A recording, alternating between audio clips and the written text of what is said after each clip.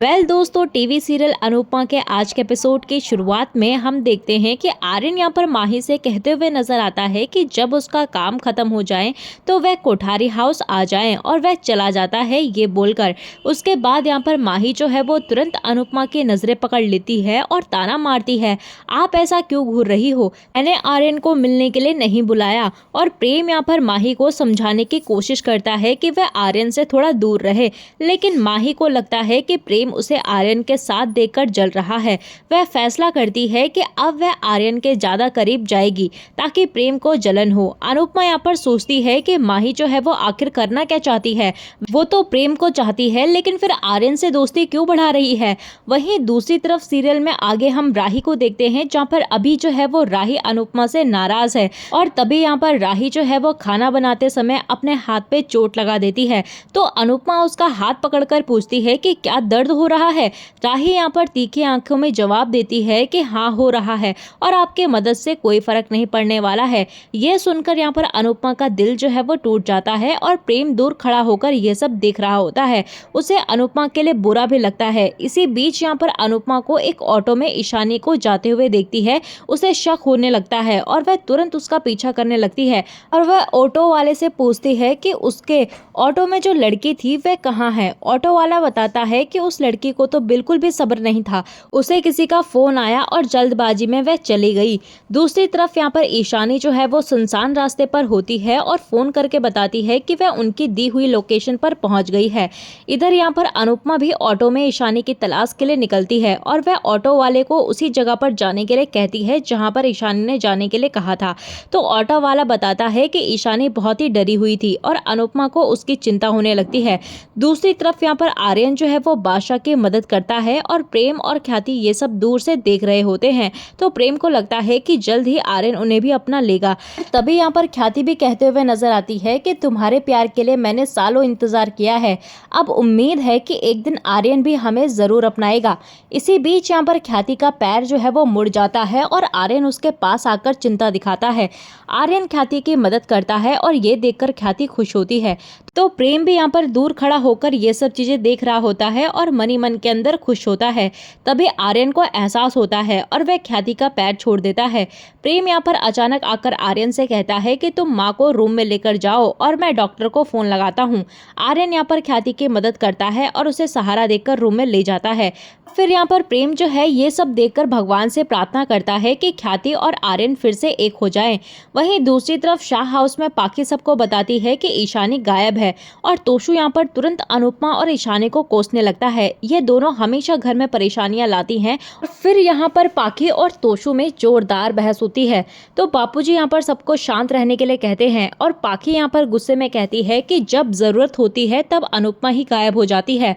ही हम यहाँ पर दूसरी तरफ आर्यन को देखते हैं, जहाँ पर वो ख्याति से कहता है कि मैं आपके लिए पिघल नहीं रहा हूँ।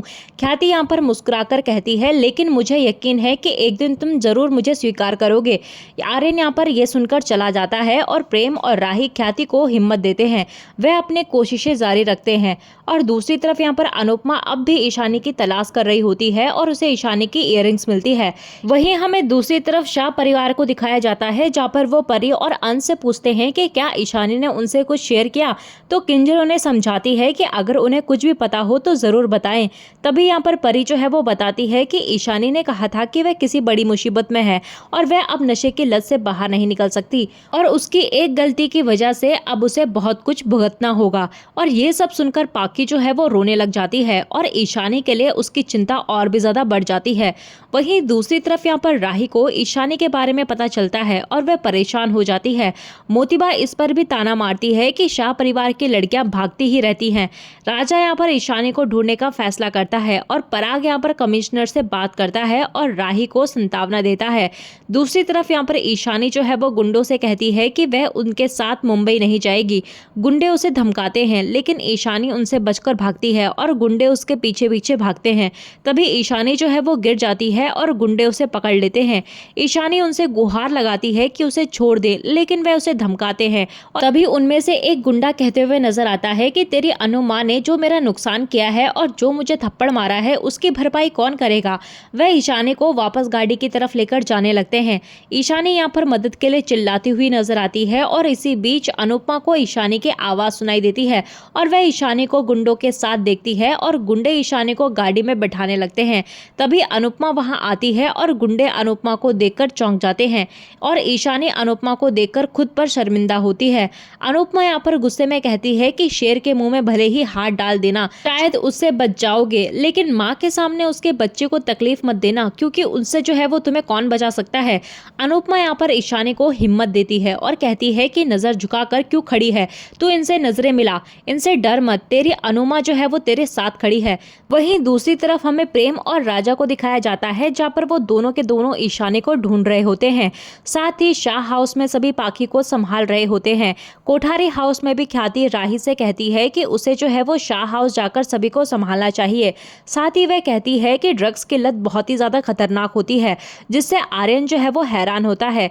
इधर यहाँ पर अनुपमा जो है वो गुंडों से ईशानी को छोड़ने के लिए कहती है और वह गुंडा ईशानी को धक्का देकर कहता है कि ले छोड़ दिया, लेकिन अब तुझे कौन बचाएगा। और तभी हम देखते हैं कि अनुपमा जो है वो उन लड़कों के ऊपर, उन गुंडों के ऊपर जो है वो हमला कर देती है और उन्हें बेल्ट से पीटती है। तो अनुपमा यहाँ पर डटकर उनका मुकाबला करती हुई नजर आती है और तभी यहाँ पर अनुपमा जो है वो ईशानी को भी कहती है कि तुम्हें भी मेरी मदद करनी होगी और हमें इन्हें छोड़ना नहीं है। वह ईशानी को हिम्मत देती है और गुंडों को सामना करने के लिए कहती है। इसी बीच यहाँ पर ईशानी भी हिम्मत दिखाकर गुंडों को पीटती है। दूसरी तरफ हमें पता चलता है कि आर्यन को भी नशे की लत है और वह सिगरेट पीता है। इधर यहाँ पर अनुपमा जो है वो ईशानी को गाड़ी में बैठाती है और जाने लगती है। तभी एक गुंडा जो है वो पीछे से उसके सर पर वार करता है, जिससे अनुपमा यहाँ पर घायल होकर गिर जाती है और ये देखकर ईशानी चिल्लाते हुए कहती है। तभी यहाँ पर गुंडे जो है वो ईशानी को फिर से पकड़ लेते हैं और वह गुंडा जो है वो अनुपमा से कहता है कि मैं चाहूँ तो तुझे मार सकता हूँ, लेकिन मैं तुझे तड़पते हुए देखना चाहता हूँ। मैं तेरे सामने तेरी ईशानी को लेकर जा रहा हूँ, इसे जो है वो लास्ट बार देख ले, क्योंकि आज के बाद तू इसे कभी नहीं देख पाएगी। ईशानी यहाँ पर अनुपमा के लिए चिल्लाती रहती है और गुंडे उसे जबरदस्ती गाड़ी में बैठा देते हैं। अनुपमा यहाँ पर दर्द में होती है और देखती है कि गुंडे ईशानी को लेकर चले जाते हैं। इसके बाद यहाँ पर प्रेम और राजा अनुपमा को रोड पर पड़े हुए देखते हैं और तुरंत उसे संभालते हैं। अनुपमा यहाँ पर ईशानी को बचाने के लिए कहती है, लेकिन प्रेम और राजा तुरंत उसे घर ले जाने का फैसला करते हैं। दूसरी तरफ यहाँ पर गुंडे जो है वो ईशानी को लेकर जा रहे होते हैं। तभी उनकी गाड़ी का टायर जो है वो पंचर हो जाता है और तो तभी यहाँ पर गुंडा जो है वो गाड़ी से उतरकर देखता है और हैरान होकर कहता है कि रोड पर इतनी सारी कीलें किसने बिछाई हैं।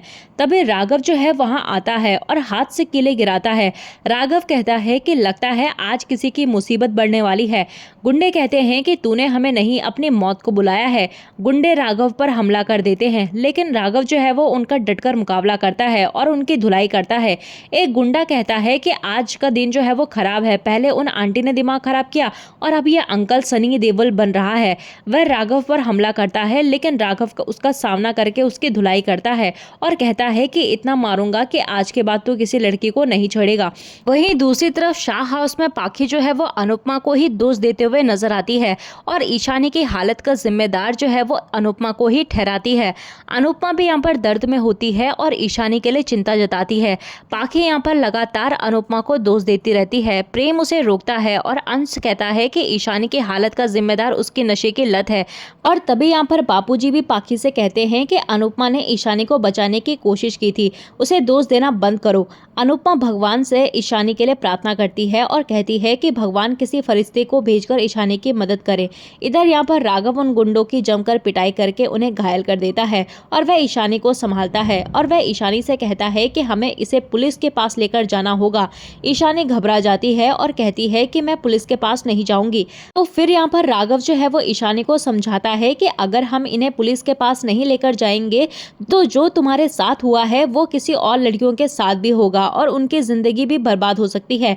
ईशानी यहाँ पर समझ जाती है। राघव यहाँ पर सभी गुंडों को गाड़ी में बैठाता है और एक गुंडा यहाँ पर ईशानी को धमकी देता है कि वह उसे नहीं छोड़ेगा और इसका बदला जो है वो जरूर लेगा। ईशानी यहाँ पर डर जाती है और इसी के साथ एपिसोड जो है वो खत्म हो जाता है। तो अगले एपिसोड में देखने को मिलेगा कि अनुपमा को पंखुड़ी के बारे में कुछ अहम जानकारी मिलती है। राघव उससे मदद मांगता है और वहीं पर मोतीबा कहते हुए नजर आती है कि उनका परिवार जो है वो अब पूरा हो गया है। लेकिन तभी वहां पर अनुपमा भी पहुंच जाती है और कोठारी परिवार को कहते हुए नजर आती है कि आपका परिवार जो है वो अभी भी अधूरा है और वह पंखुड़ी की फोटो जो है वो सबको दिखाती है। तो इसी के साथ दोस्तों एपिसोड खत्म हो जाता है। तो दोस्तों दोस्तों आपको क्या लगता है कि अब जो है वो सीरियल में एक नया ट्विस्ट आने वाला है, हमें उसके लिए आप कितने ज़्यादा एक्साइटेड है कमेंट सेक्शन में ज़रूर बताइएगा। मिलते हैं आपको नए एपिसोड में नए अपडेट के साथ, तब तक के लिए नमस्कार। वीडियो पसंद आई हो तो वीडियो को लाइक शेयर सब्सक्राइब ज़रूर कीजिएगा।